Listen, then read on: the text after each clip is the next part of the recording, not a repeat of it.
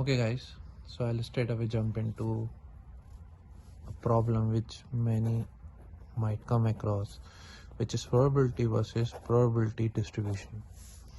Now what is probability and what is probability distribution? For example, we'll take the example which is mentioned in the module, which is there is a sack which has 2 red balls and 3 blue balls. Now, and you are supposed to draw 4 balls in 4 attempts.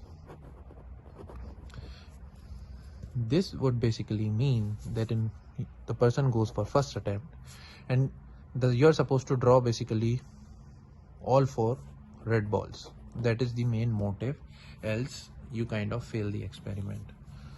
So in the first attempt, the person itself, the probability of getting a red ball is 2/5. And in the second attempt, the probability of, because he simply picks up a ball and returns it back to the sack, so the sack's back to 2 red balls and 3 blue balls. 2/5, 2/5 and 2/5, which is attempt 1, attempt 2, attempt 3, attempt 4, in which all 4 attempts are mutually exclusive, independent, which means all these 4 attempts do not depend on each other. I'll come to the point where they are actually dependent, but right now they are independent because you are picking out the ball and then keeping it back after recording the event. That's how it goes. Now this is the actual probability, which is 8/625. This is one thing. Now there was a survey done in 100 people, in which each person was asked to do these 4 attempts and their events were recorded. So what are the 4 possible outcomes over here? 4 possible outcomes are either the person in his all 4 attempts will get all 4 reds, or he'll get all 4 blues, or he'll get 1 red and 3 blues, he'll get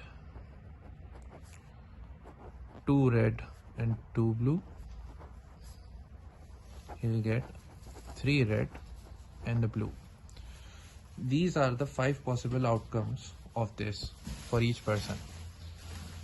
So when they did a survey of 100, they found that there were barely 5 people who got 4 reds.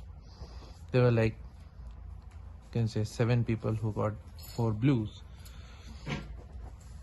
This and this, we'll just keep the numbers random. So 7, 5, 12, 88, let's say 40, which makes it 48.